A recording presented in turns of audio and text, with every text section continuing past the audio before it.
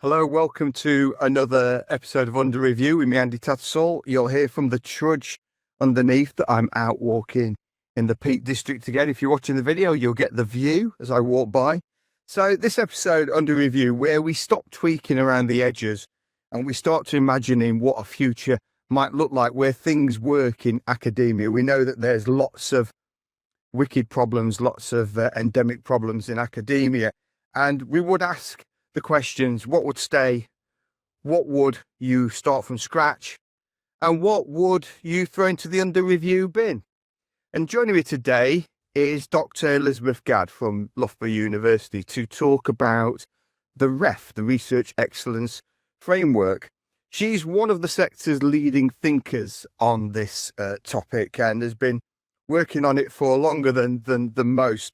And she looks at how we value and how we measure research and knowledge and the impact it can make on society, which is obviously very, very important these days. She's the head of research, innovation, culture and assessment at Loughborough, and she's a qualified librarian, so somebody who comes from the same sort of area that I worked in information and library services for the last 20 or so years. And she's the chair of INORMS, which is the Research Evaluation Group, and past Vice-Chair of CoARA. And Elizabeth has spent her career navigating the data, the ethics, and how we judge excellence. She's worked on the Metric Tide Revisited. Some of you will know the Metric Tide, which was led by Professor James Wilsden. And that's a review of metrics in the next UK Excellence Framework. In this episode, we discuss the Research Excellence Framework, the REF, and the challenges of implementing responsible research principles for assessing quality and addressing institutional shortcomings. We discussed university rankings as part of an endemic research culture issue, which leads to institutions prioritising citation metrics and publication-focused behaviours, the old publish or perish. As well as a few things going into the under review bin, Lizzie makes various recommendations as to how things can be done more efficiently, fairly, and to get the right answers. Anyway, without further ado, we'll go on with under review, but just take a look of that view behind me. Obviously, those of you listening to the audio podcast will not have got any of that, just the wind in what remains of my hair.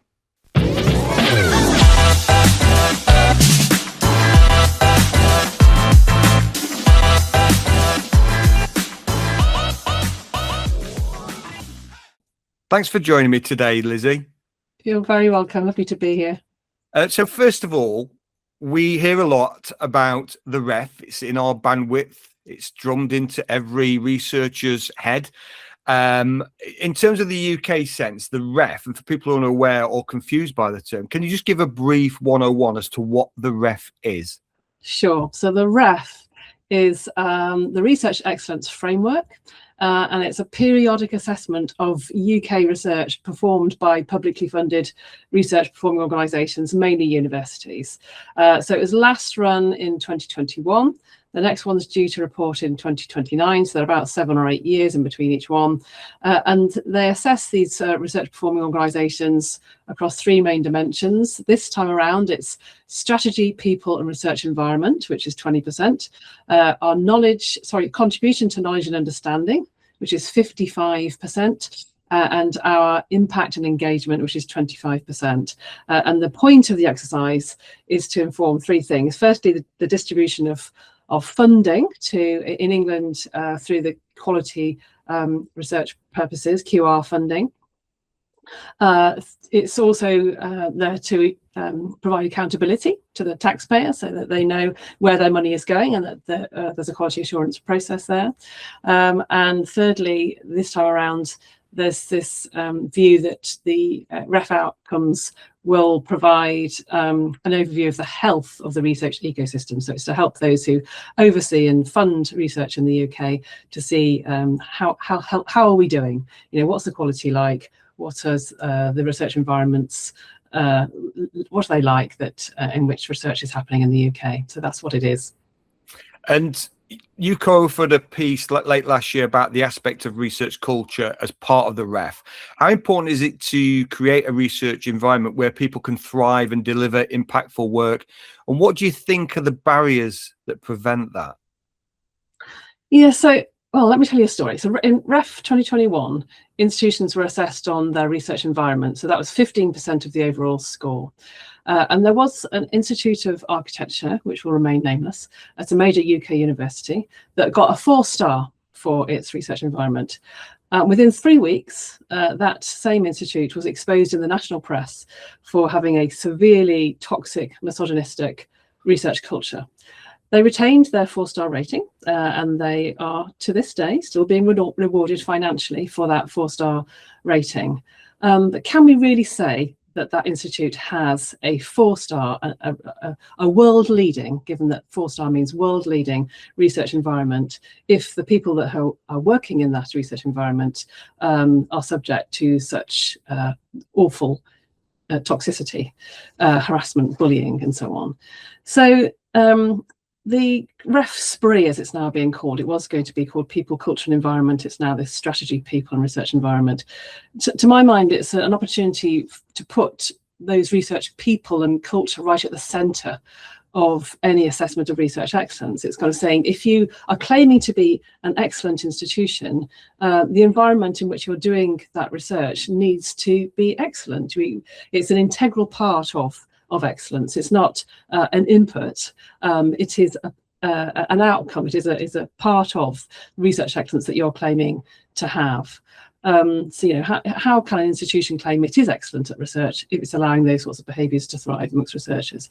I guess the problem is that many of the barriers to achieving those better research cultures, some are within our gift to improve as institutions, but a lot of them sit outside our institutions. So the way that research is funded on short-term contracts, leads to precarious roles, creates a kind of an imbalance of power between those who are permanent and those who are temporary, essentially, and just passing through and reliant on those permanent staff for references for future roles. There's this big publish or perish culture, which, even if that's not particularly prized by the REF, and they are doing all they can to broaden the diversity of outputs that they assess and decoupling them from individuals, etc., to make sure that this is an institution-focused assessment, not an assessment of individuals. It's still driving poor behaviours, because such as falsification of data, ghost guest gift authorships, citation cartels, etc., because publications are still the largest part of the REF, and there is this kind of broader environment in which the REF operates, and obviously UK institutions operate outside of the REF.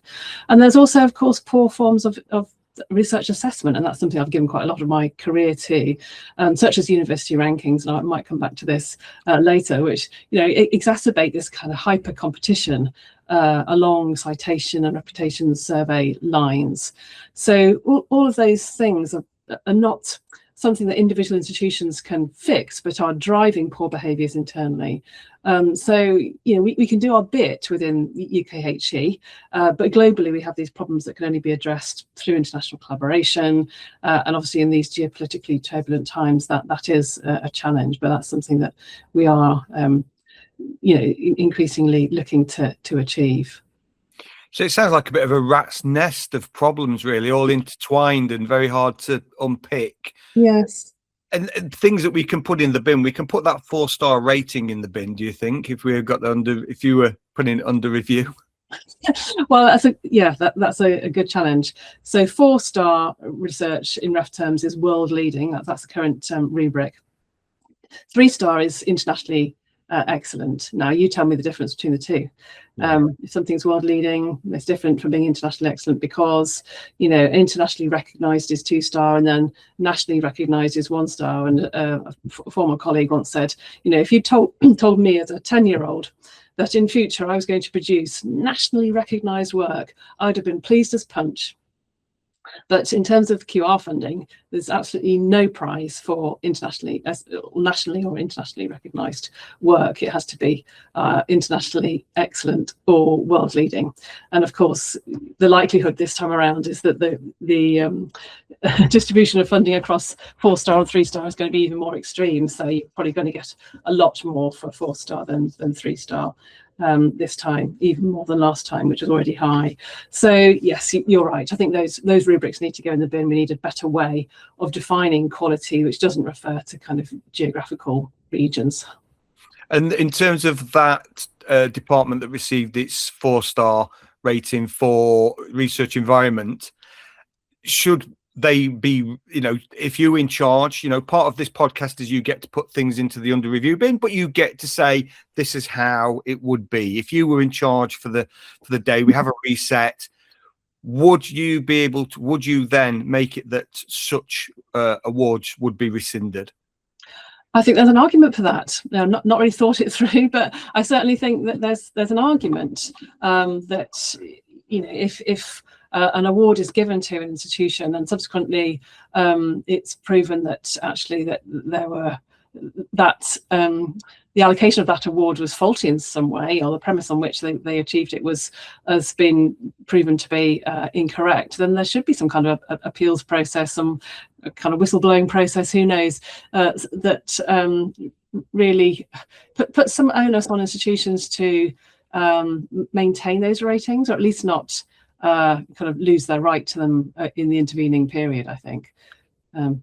Yeah, I mean, this sounds very familiar with the conversation I had with Dorothy Bishop about the Royal Society fellowships, that, you can receive one and then you've got it for life, and you could be then the worst person in academia, but you'll still be a member of the Royal Society. And she argued that they should be time limited. Yes, absolutely. Yeah, I think there's arguments for doing the REF in, well, many, many, many different ways. There's lots of different national research assessment mechanisms across the world that we could perhaps learn from. I mean, the UK one is highly prized. It's hugely consultative. The people behind it care very deeply about getting it right. It's it's a very difficult job, but I certainly think there's easier ways of achieving the same thing, which are less burdensome and drive perhaps better behaviours. And you've highlighted that many universities have already made research culture a strategic priority independent of the REF, and should continue to do so. So whilst we know that many institutions are in a prolonged period of reorganisation and cost cutting, and as a result, roles that support that healthy research culture are under threat. And often that's not necessarily professional roles, that can also be academic roles that are in a very much kind of a vocational setting. How harmful is it in the long term to the research ecosystem, not just within the setting of the REF, that this is happening? Yeah, of course it's harmful. The cuts that are happening in HE generally are harmful in so many ways, and the terms of research, that's no exception. You can't have a research culture without researchers, essentially. And a lot of those institutions that are perhaps less research intensive, when they're thinking about research culture, that's the first thing they're doing, is actually investing in research, because you can't have a research culture without research. And it's going to be very difficult for universities to claim they have positive research cultures if they've just had to cut half of their research related workforce, and those who remain are trying to do the workload of those who've left. But in one sense, I guess, research culture work, although it's never been so hard, has never been so necessary. We talk about the need, for example, for inclusivity in hiring. Are we also thinking about inclusivity in firing, in redundancy? Are we thinking about who is going? Are we doing a quality impact assessments on the approaches that we're taking to identify those who are leaving and those who are staying? Are we examining who gets to stay? Are we examining what pressures are being put on those who get to stay? How is this process being made human-centered and dignified? These are all really major considerations to me, and I think wouldn't it be great if the ref could put expectations on those who have had to make significant cuts to justify the ways in which they've gone about those cuts, the ways in which they have communicated the need for those changes, why those changes are happening, how they've supported people and going through this terrible existentially threatening time for a lot of people. So I think there's, we can feel that research culture work, perhaps we shouldn't focus on it in this ref because of all the financial changes that are happening in the sector. But I think, no, this is exactly when we should be looking at it. This is exactly when universities should be held and scrutinised for the approaches towards supporting people and caring about their research people at a time where resource is scarce and people are losing roles and facing really difficult times, as you personally well know, Andy. Yeah, and I think one of the problems with these situations is, what we're going through right now in HR is certainly the worst I've seen in my 25 years, but I've experienced it before and seen it before. And usually with these kind of scenarios where institutions are looking to reduce their staff numbers, they kind of work on the premise, hopefully, that people will go with those who are close to retirement or dead wood. But actually, a lot of the people that move on are the really talented ones who know they can go and land another job at another university or outside the sector. So talented researchers decide, well, I'll take this lump of money and I'll go and work for this company. Yeah. So I think that is a problem. Yeah, absolutely, it is. Yeah.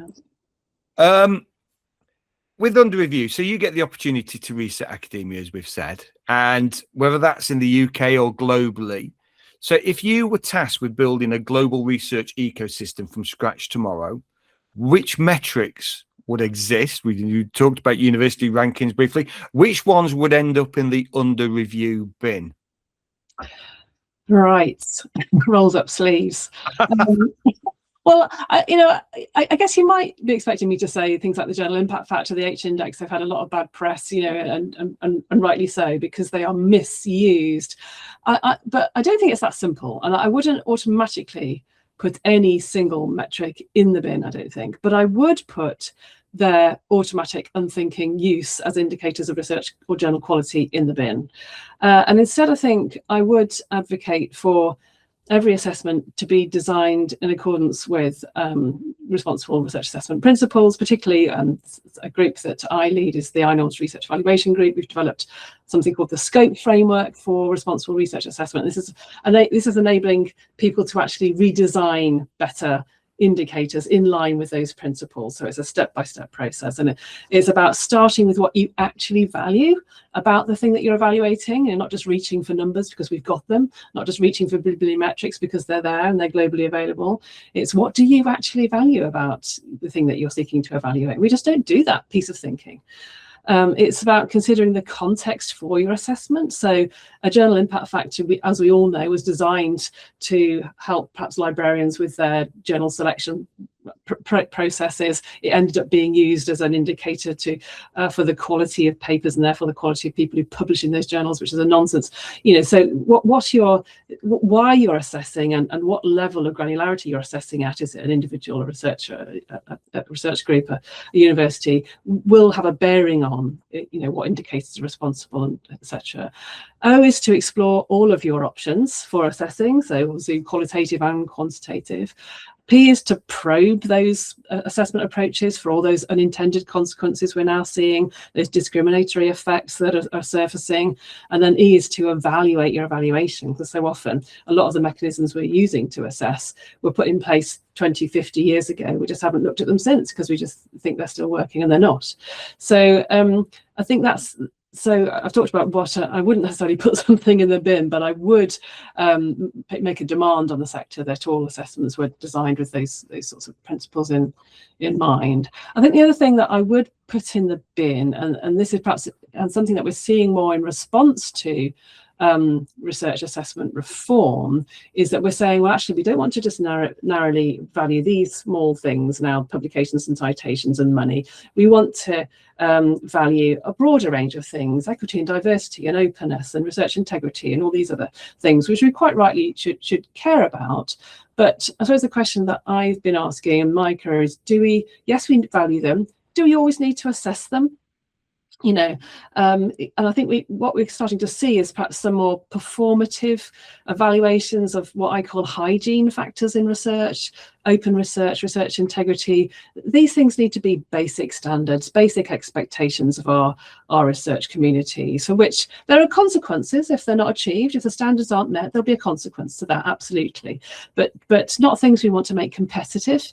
You know, I'm more open than you, or attach gold stars to or prizes in some way. And if you think about it, open research was assessed in exactly this way in REF 2021. There was an expectation 95% of your eligible outputs will be open. If they're not, then there'll be consequences. If you don't hit that threshold, those outputs that are beyond that 95%, they just won't get assessed.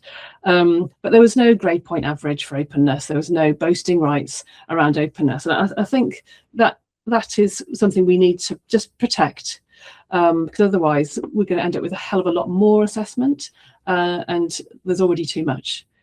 We just need to, there's 3 principles which I don't talk about that underpin scope, one of which is to evaluate only where necessary. We're doing too much assessment. We don't need all of this assessment. I know it's nice to, we're in the finding out community. That's what researchers are. We want to find things out. We want to explore things. We want to look under rocks and, you know, understand and count things and what have you. I get it. But all of that takes time and money, puts pressure on people who really should be doing other things. So let's do less of it well. Let's do less of it, but better, so that it's really meaningful when we get those outcomes. So, you know, what you said, you're right. We are in this. We work in an industry that is about research, about finding answers, but at the same time as what you're saying, we're not critically appraising the information that's put in front of us. Right. So researchers, we see the numbers, bigger the better, more numbers, bigger the better, and we're not critically appraising them. We're not looking deeper. In the same way, researchers will look for the impact factor rather than whether it's the right journal. For and so we've got to. Do you think, how do we address some of that? Do we kind of train researchers more to understand this about the metrics? You know, because often they only engage with metrics when there is a promotion case or something else similar that is beneficial to them. And they suddenly say, well, what's my H index? And then you have to explain, okay, here's the H index, but here's why the H index needs to be treated with some caution. Yeah, I think there is an education process. There's certainly an evaluation literacy piece that needs to happen. But I think what's going to have the biggest impact is just changing the rules. I mean, I've seen over my career, I'm sure you have too, Andy. You know, originally, when I was training academics, they were very much aligned to their discipline. Almost didn't matter that they worked at Loughborough University. They cared about what their discipline thought, what their learning society said. But now I've seen a significant shift. So those people that we're training now, they want to know how to pass probation. They want to know, you know, what the promotion criteria are, how many outputs do I need to, you know, it's very much what's the ref going to ask of me, what's going to make me employable. And so the alignment has, allegiance has shifted, I think, from their discipline to their institution, who's paying their salary. So we need to change the rules by which they are assessed on those in those settings, because that's what they care about most. And if we're saying we explicitly do not want to see your H index, and we do not want to see journal impact factors on your application process, your appraisal form, whatever, and instead we're going to use this mechanism, which we have co-designed with you and it's fair, etc., then that is going to start making shifts. But we, as I mentioned earlier, we should do that over those areas over which we have agency, but we also need to do this kind of national and international thinking, because researchers are internationally mobile. So there's no point us kind of improving the way we assess researchers at Loughborough University if they want to then go and work in Japan or China or the US in a couple of years' time, because they might find that they're kind of disqualified themselves for those roles by not pursuing the things that those places care about. So that kind of global piece is really, really critical. And you mentioned earlier when you were talking about metrics and how they're used and how, you know, librarians utilize them, and the term indicator. And I'm a big advocate of altmetrics and have been, but primarily from the idea of it indicates something. It's a useful indicator. It doesn't necessarily mean this has happened. It does in certain ways. Okay, you've been cited in policy. That's great. Okay, you've been shared on social media. Let's have a look. Let's dig into that, because that's not as straightforward, as is policy as well. So do you think we should be kind of pushing the idea of indicators more than these pure hard metrics? Say, look at that, but let's look beyond it as well. There's a caveat with all of this. I mean, I think there's general agreement that the term indicator is better than metric, because we can't measure some of the things that these things are claiming that they measure. They do just indicate something, and what they indicate is certainly up for discussion, right? Yeah, one of the things I love about altmetric is that they don't seek to kind of make value judgments about those entities as a result of sharing the data. It's, well, here's the data, dig into it, and it can be enormously instructive, interesting, helpful. You know, when altmetric came out, I found out a couple of my papers had been cited on Wikipedia. I had no idea. How would I find that out? No one emails you to say that your papers have been cited on Wikipedia, unless you happen to be on the page, you wouldn't see it. So how interesting is that? And you can see, and who is it who's kind of engaged in with your work, and you know, so it's not a kind of performance measurement. It's a surfacing of data of interest. You know, it's for understanding. It's not for assessing or benchmarking or, you know, rewarding in any way. So that's the difference, I think. Yeah, and I think also on a personal level, like you experienced, it's quite nice. You know, you go through the drudgery of academic work and suddenly see when I would show academics that their work had been cited in policy, and they had no idea. And to find that out, they go home that night going, well, I've made a difference. That's what I want to do in this job. I've made a difference. Exactly. So I think there is that positive. So we often conflate where someone publishes with what they've actually discovered. How do we break that addiction to journal prestige without damaging the research ecosystem? We've talked about publish and perish, talked about impact factors. I've worked with a lot of researchers who have just extreme anxiety as to where they publish. The real pressure, especially now with 3-star, 4-star publications, the idea that your work has got to achieve a certain level, when in fact, a lot of that work is never going to get there. It's never going to be in the ref, but it doesn't mean it's not worthless. It has no value. Yeah.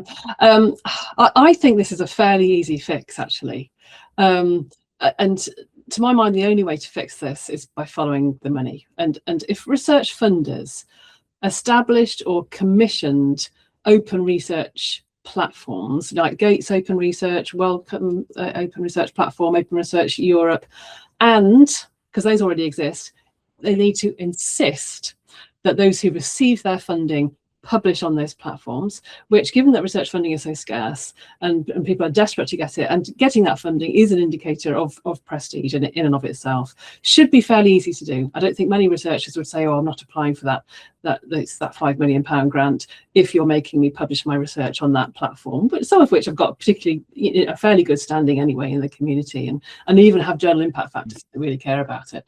That would overnight break the link between the highly cited journal being the home of the best research, because the best / funded research wouldn't be there anymore. You know, a lot of really excellent research, good enough to get, having good enough hypotheses and teams and methods and potential significance behind it to have, you know, make a real difference to the world. That wouldn't be in those glam journals anymore. It'll be on these open platforms. And then if those platforms opened up to other unfunded research, you know, the attraction of those prestige journals will just go, because you don't have to be, it's not an indicator that your research is good, the best, because a lot of it is just elsewhere. They'll no longer be the place to be seen. Do you think you'd have to drag some academics kicking and screaming towards that because they're so hooked onto this? And I'll just give you an example. I did a paper with a colleague, Dr. Chris Carroll, where he looked at research that had been published in the NIHR open journals. And we found a good percentage were also published in high impact medical journals. So Lancet, BMJ. So they were published in two places. It wasn't that they'd published in the BMJ and then stuck a version in the NIHR. They published it with the NIHR and published in many cases exact copies of the article, and probably at a fee. And it was because the prestige was drawing them that way. They were publishing in that. And we also looked at where they were cited. So we looked, are there any cases where both journals are cited? So, you know, you could have like a dual citation. Very rare. Who got cited? The prestige journals, not the NIHR ones. So that culture is quite embedded, isn't it? So, but like you say, if that starts to shift, we move as a herd, don't we, in academia, really? We do move as a herd. We do. We are a hugely collegiate, collaborative kind of environment. That's how research gets done. And so, and globally mobile. So there's a lot of kind of global influencing that goes on. But yeah, you make a good point. We'd have the expectation would have to be that it was published only on those open platforms and not then obviously parallel published elsewhere. And I'm astonished that those journals actually accepted parallel published work. Historically, that was an absolute no-no. You published once, but obviously the world is changing. But I don't think academics would be so concerned about that publication expectation if they were being offered a significant amount of money. Yeah.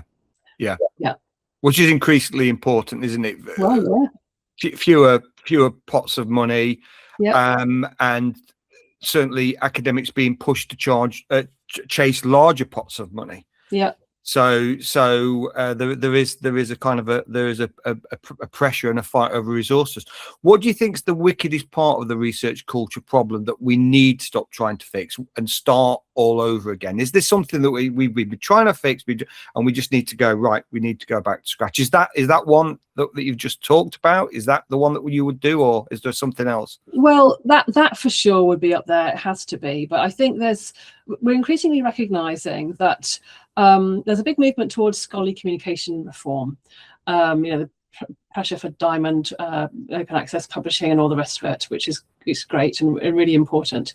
And then there's this parallel reform movement in research assessment. And I think we're now starting to recognize that they are interdependent, and we cannot really so I historically always thought fix research assessment, everything else will follow, and I think there is a logic to that, but it is a bit chicken and egg, and as you can argue that you need the chicken to lay the egg, and you can argue that you need the egg to have a chicken, but I increasingly think you do need to fix both of those things in parallel, and there's quite a lot of work now happening to try and achieve that.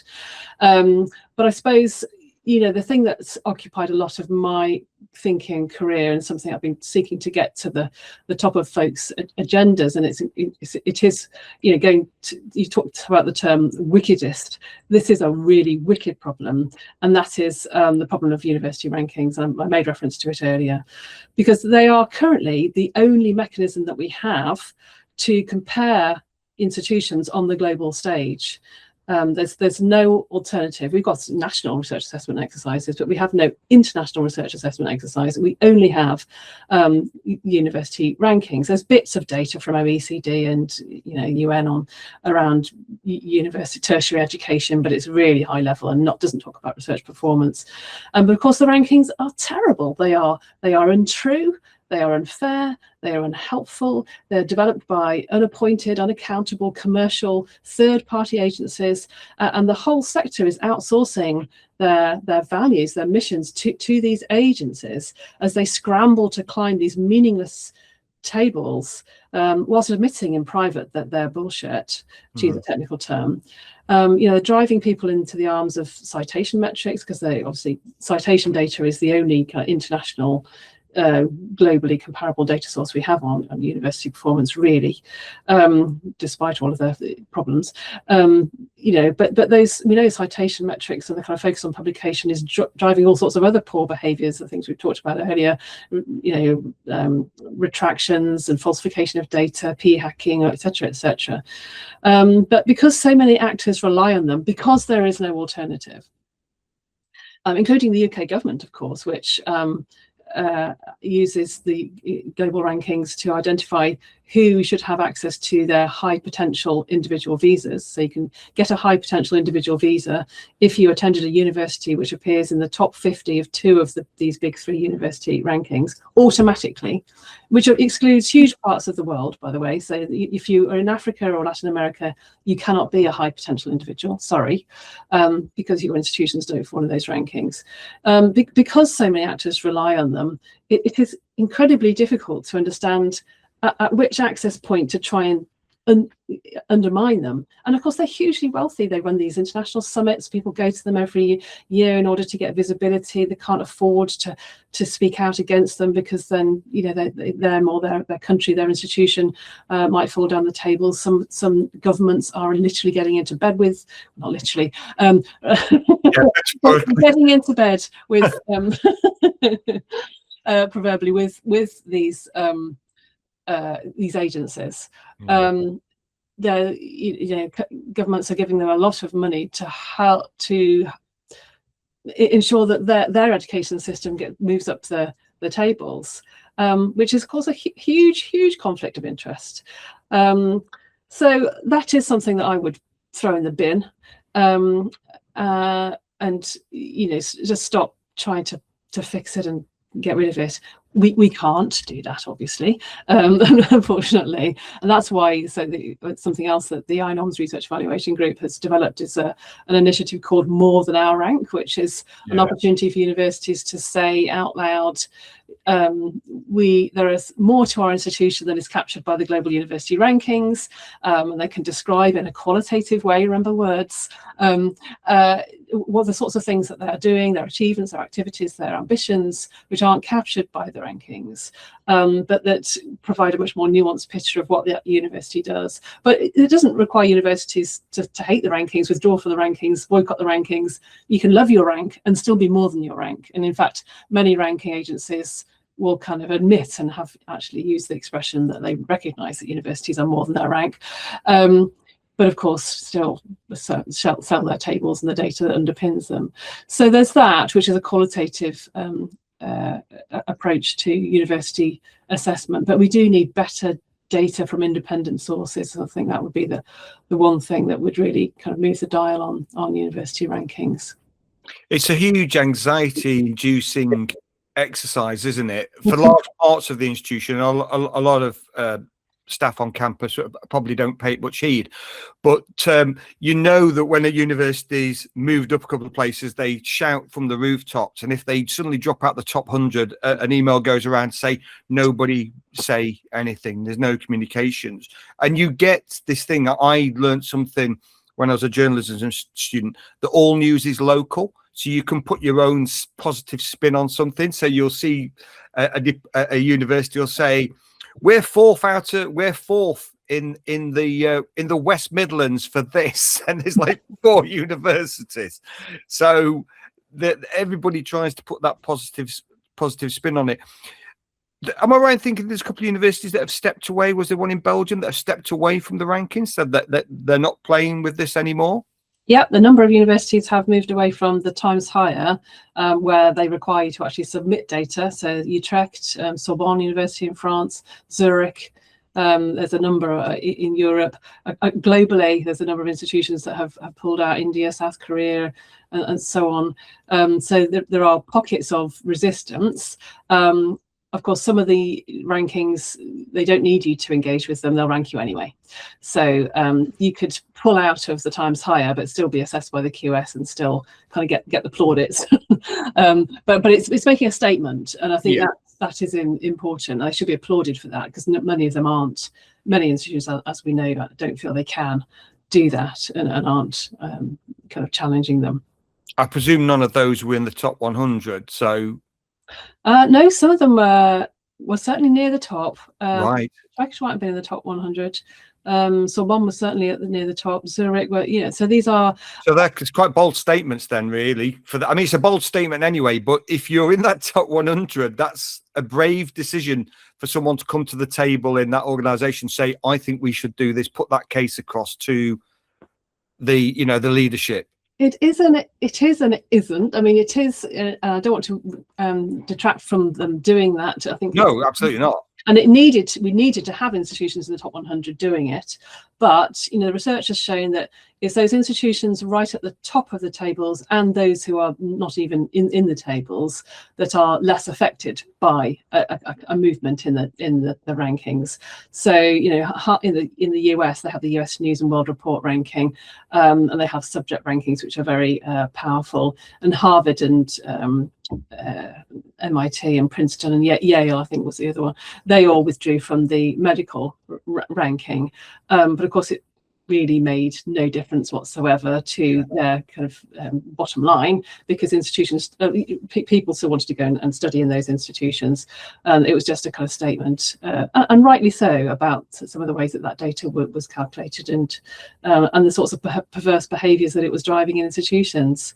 So yes, it's those middle institutions actually that are most affected by a slight movement in your ranking position. A couple of places up, a couple of places down can actually have financial consequences, and there's been some research that's shown that. Well, hopefully more will follow suit. No doubt more will follow suit. It'll be interesting to see how this kind of snowballs and how quick it may snowball. It could be many years. All of a sudden, there could be a radical shift, couldn't there? So. Absolutely, yeah. It will be interesting. It'll be interesting because obviously universities will be looking at those who've stepped away from the rankings, and they'll be monitoring them, and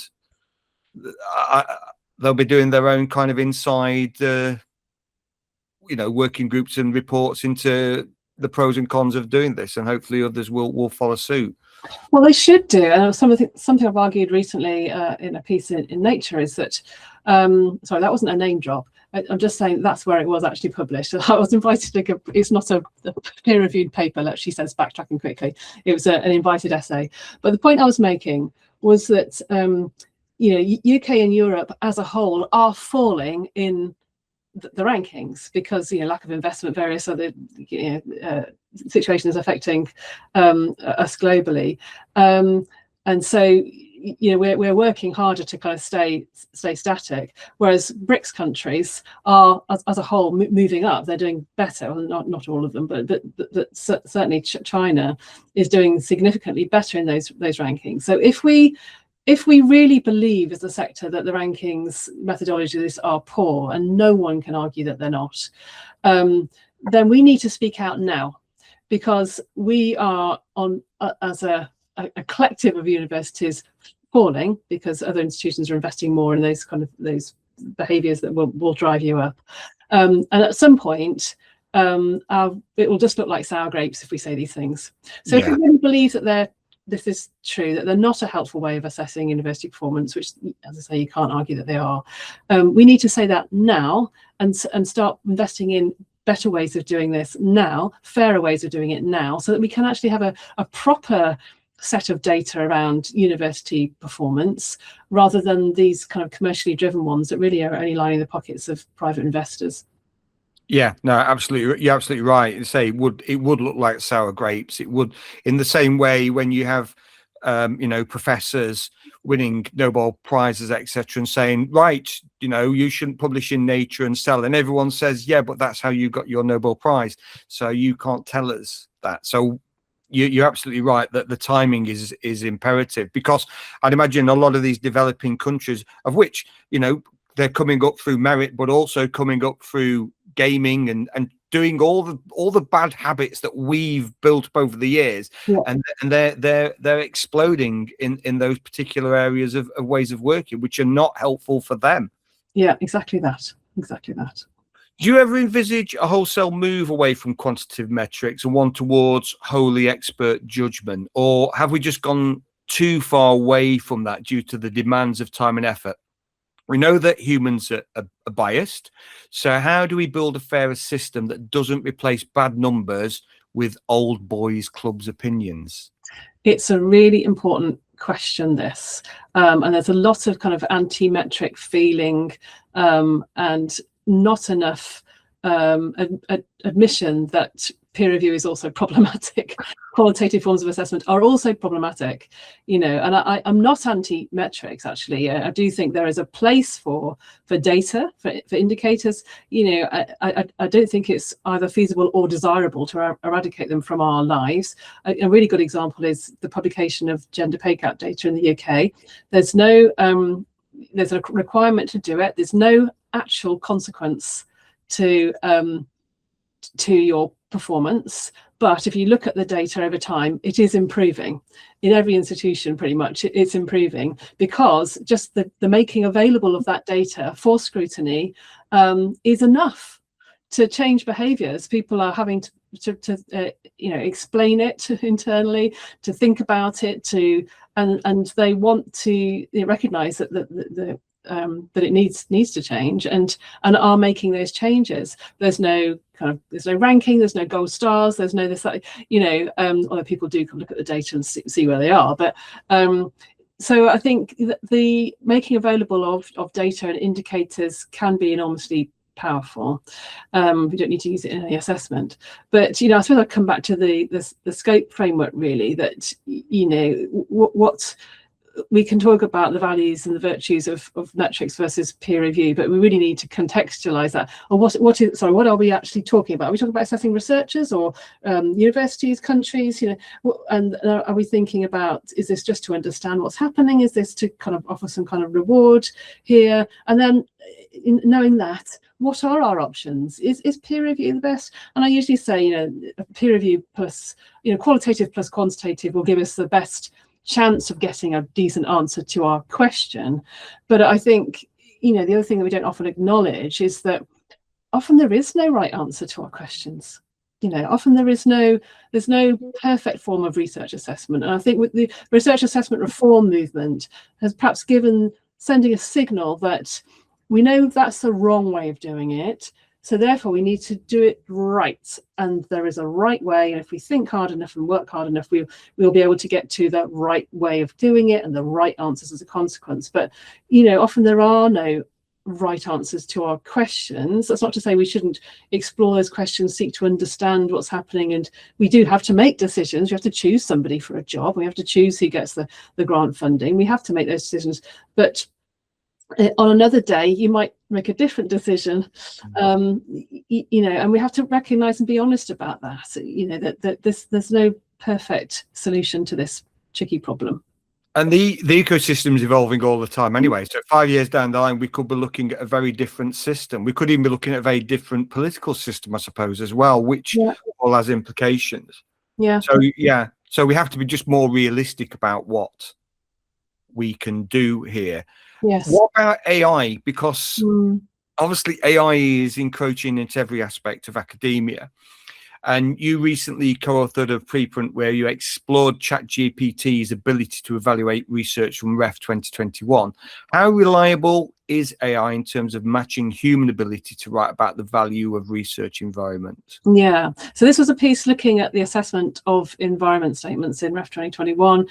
Kay Van Kusher and Mike Thelwall were the lead researchers on this, and I was bringing a kind of REF perspective to it. But, you know, yes, you know, the finding was that AI was fairly good at guessing from the text provided, you know, what score an environment statement might get in a REF assessment exercise.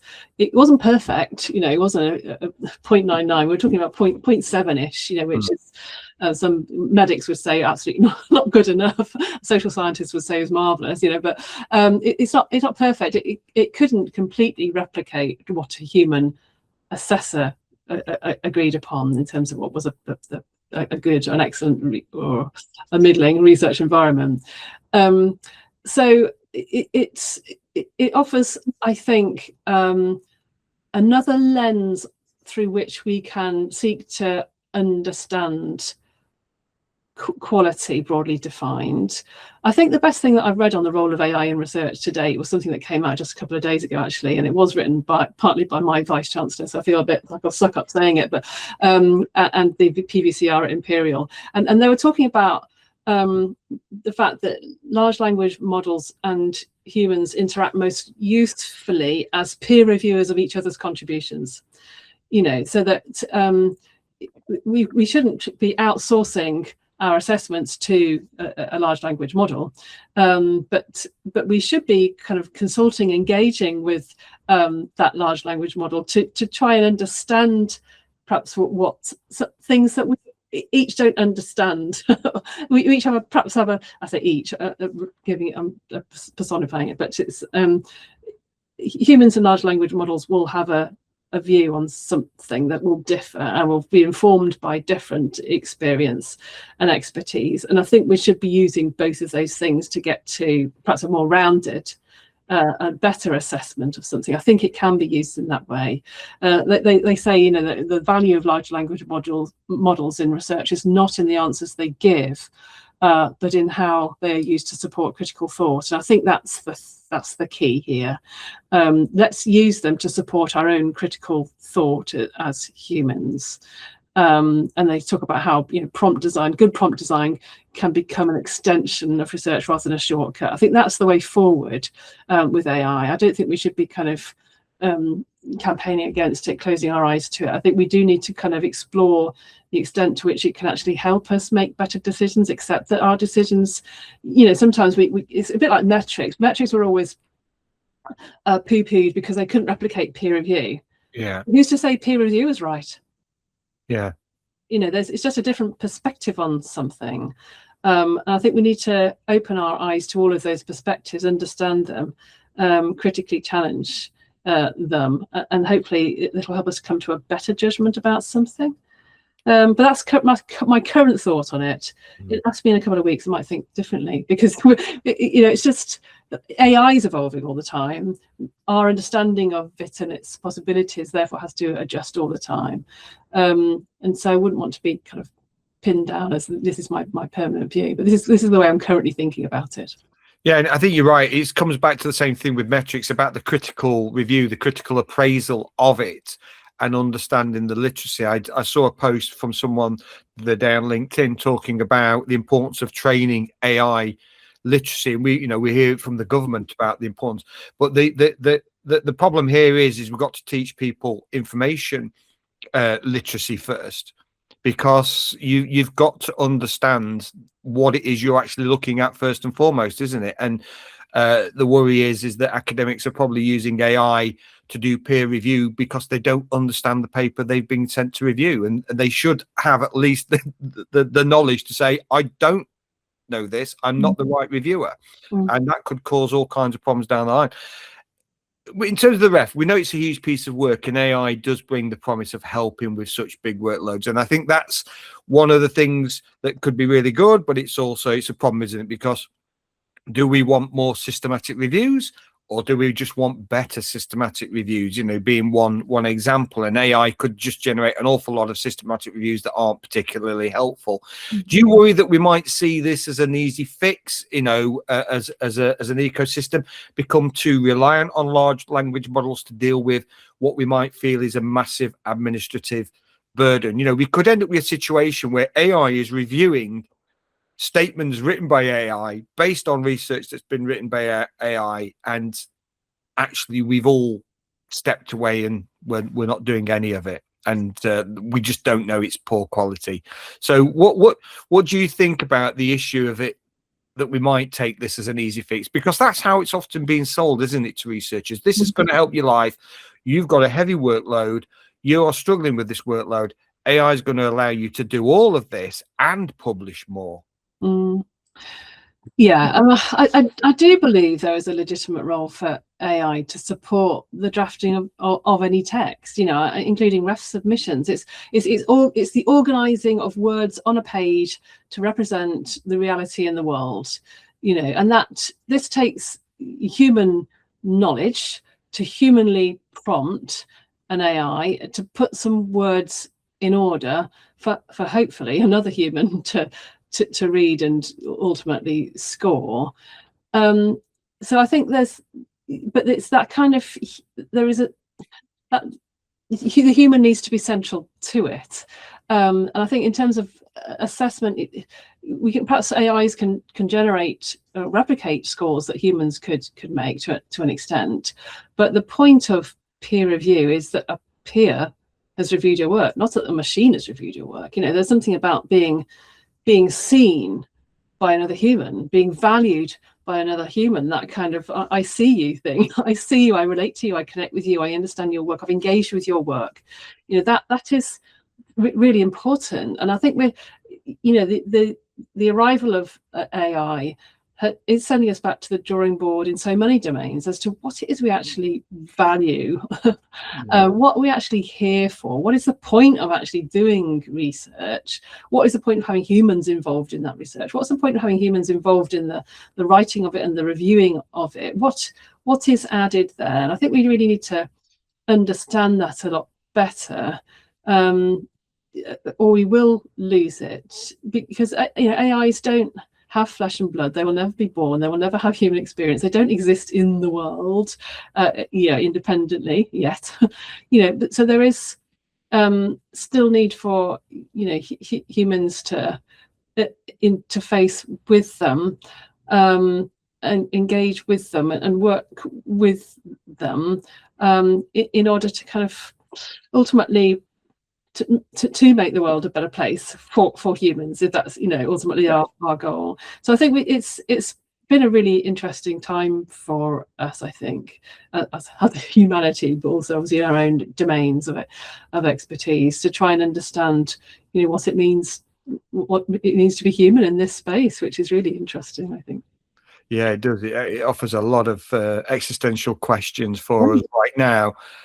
And how do we build a system that rewards the often invisible work academics engage in? We've talked about, research cultures and the things that we often see that are not picked up on. And we're thinking about mentoring, data sharing, public engagement, peer review. How, of all these things, help keep our academia true to what it is? And we were just talking about that, but don't count much on a CV or promotion case. So how do we build that system, especially at a time when a lot of those things are being squeezed out? You can't have money for public engagement. You can't have money to do these particular things. You can't have mentoring. You can't spend time doing CPD. How do we change that? Because we know that these underpin how successful organizations are and how people build their careers. They're essential. Absolutely. Well, the good news is that new assessment mechanisms are prizing a broader range of contributions. This is the first commitment of CoARA, that we kind of recognise a broader diversity of contributions to research. So we've got narrative CVs, we've got career assessment matrices, we've got open peer review, even, that's kind of making the assessment process more transparent, and those who are engaging with it, enabling it to be prized. Although, as an aside, I don't think that's always what's needed. Can you imagine an open appraisal system where your appraisal is made available to everybody? Because it's open, isn't it? Would you want that? Is that a bit exposing? I think it possibly is, but that's another podcast. The challenge is, that we might, as I've mentioned earlier, we might add more and more to the assessment list, some of which might be these hygiene factors, as I mentioned, and don't need to be assessed at all. But where we do add all of these new things that we value, we don't always do that piece of work to understand how we might weight them. So we add open research to our promotion criteria, but with no kind of clear guidance as to exactly how that is going to be prized. Is it better for your research to be open or in nature in a promotion criteria? Because currently that's not very clear. So we do need to do that piece of thinking. Otherwise it all becomes a little bit performative and adds more burden to the assessment process rather than making it fairer. So I think we have to just be a little bit careful about that. But the work is happening, and I feel encouraged that it's moving in that direction. And as someone who was the vice chair of CoARA, you were pushing for a systematic change. So if you had a magic wand and you could force every university in the world to adopt one radical change for tomorrow, what would it be? Well, it's going to You come can have more than one if you want. it's going to come as no surprise to you to hear me say that, you know, I would want institutions to focus on their apex predator, which to my mind is university rankings, because, you know, universities are often kind of chastised for their poor assessment mechanisms, but they only measure because they're measured.